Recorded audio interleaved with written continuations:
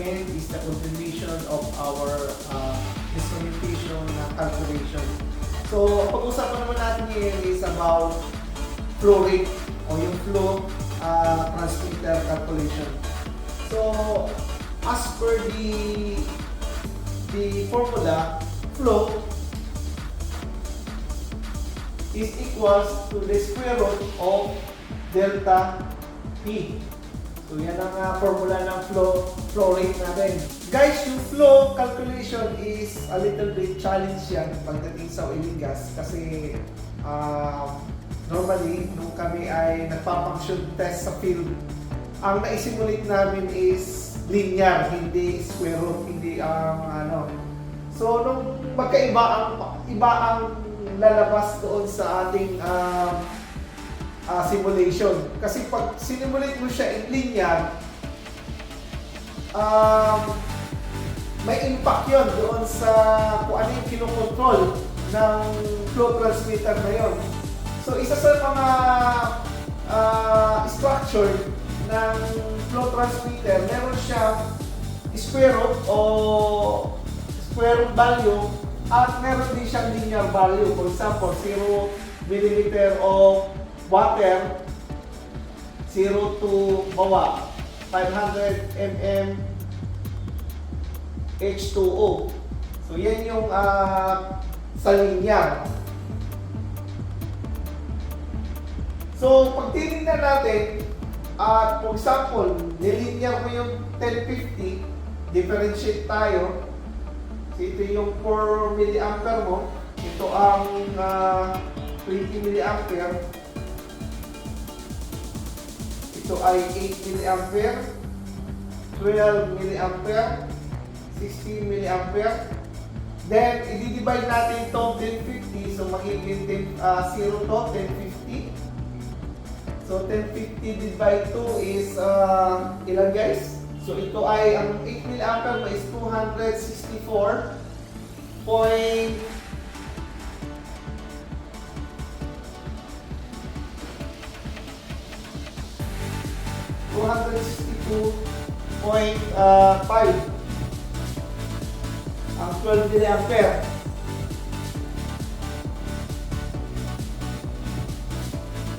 So, ito ang ating 525, ang 12 milliampere. 525, 787.5 plus yung ating yung divide natin na span. So, ang labas niya is 1050. Ito ay linear. At ang ating square root,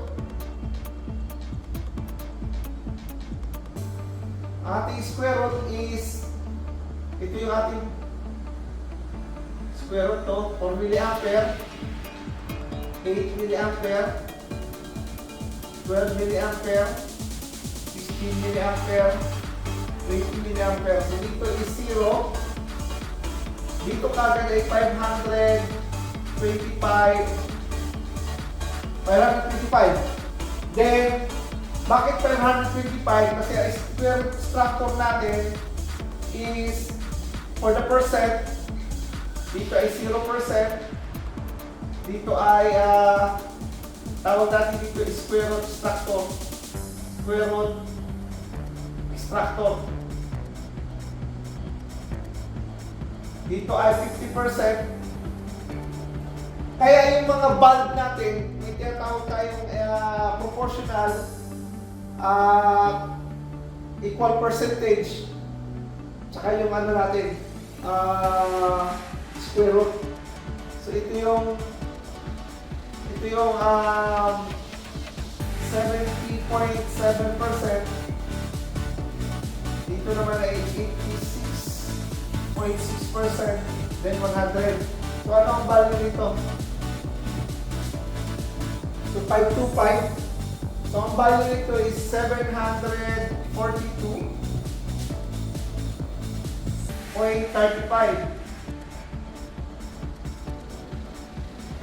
At ang value na 86.6% sa 10.50, kukunin natin. So ito ay 909 0.3. Tapos ito ang 1050 natin. So yan guys yung ating ating difference between linear and the square root. Kaya pag sinabing normal meter cubic per hour, square root tayo, then linear is millimeter of H2O. Ngayon, pag nasa field tayo, pag nag-stroke tayo sa field, dapat makalculate natin yung tamang stroke ng ating valve kasi ng ating simulator, like yung ating hard communicator. Kasi pag sinabi ng operator, kailangan ko lang na maximum ma-open ko siya ng 50%, okay lang na dito kasi dahan-dahan ka naman sa opening mo rito. Eh what if na-open mo na 16 mA? So nagkamali ka ng simulation mo. So malaki ang opening ng control valve mo. So ito yung batayan natin kung ilang percent ang i-open natin doon sa request ng control panel operator. So ika-calculate natin siya. Kasi kung for example, ang gusto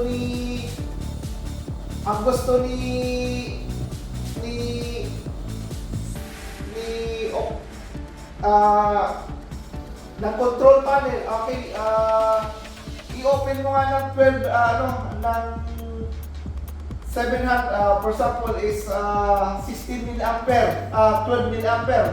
So dapat dito ka 12 mA. Ngayon, ang na-simulate mo is 12 mA ng linear. Ang lalabas doon is 525 normal meter cubic per hour. So sabihin niya, mali ang calibration, baka doon pa kayo magtalo. So kailangan mo i-calculate. So let's guys, tingnan natin yung value na 910 or 742. So ang gagawin lang natin is, of course, i-calculate natin muna. So ganun ulit, quadrant. So dito, ang unang lalabas is linear. So ang span natin is 1050, 16 mA plus 4 mA. And hinahanap natin yung 90.93. So 90.3, 909.3. Which is, dapat lalabas sa calculation natin 16 mA. Mamaya, baka lumabas dito, mali kasi nasa linear ka na calculation. So, i-convert natin into square root. So, ito yung hinahanap natin. So, paano? Same. From the first and second block, cross multiply 909.3 times 16 mA over 16 mA over 1050. 1050. Then plus 4 mA. So alisin natin, ito ay normal meter cubic per hour. At ito din is normal meter cubic per hour. So cancel natin yan. So 909 times 16 times 16 divide 1050. So 16,800. Wala. So ano ba natin?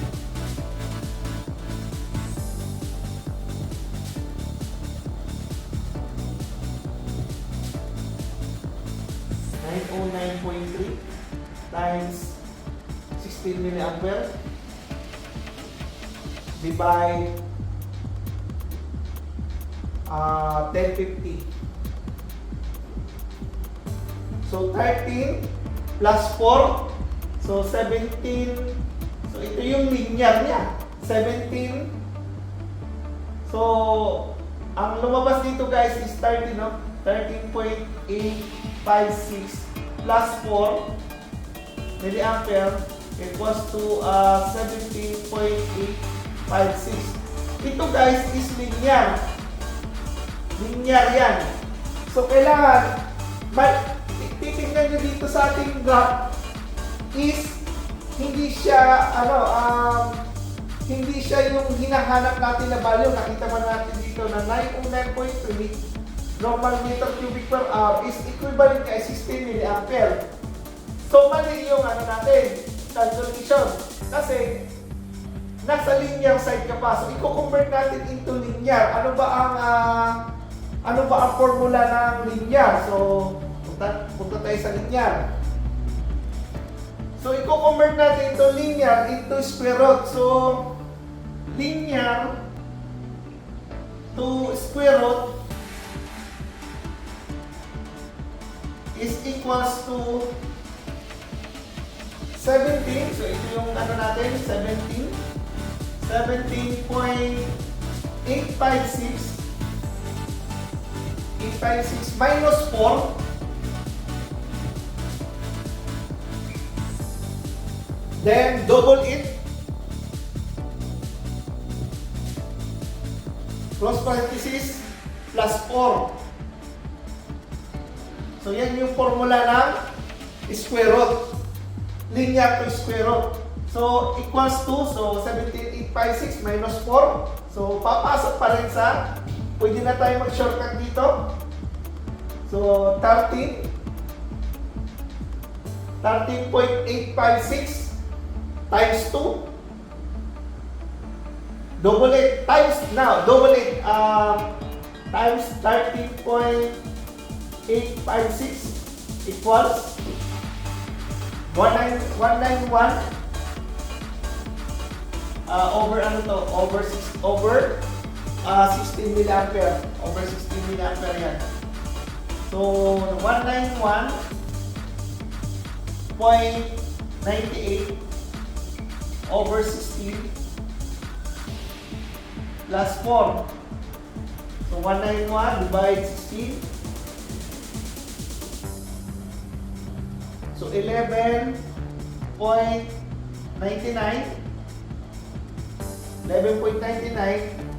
plus 4 equals to 15.99 or 16 milliampere.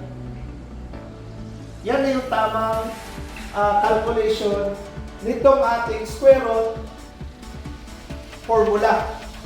So yan guys yung ating ipo-plug ko doon sa last page ng aking video ang paano ulit siya kinalculate. So differentiate ng linear at saka square root. Kasi napakahalaga nito guys. Kasi may nangyari sa plant, nasa LNG ako. Ang na-simulate is na more than doon sa speculation.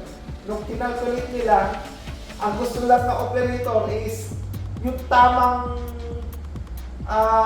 valve opening. So, nung sinimulate nila sa heart communicator, hindi magtugma yung kanilang output.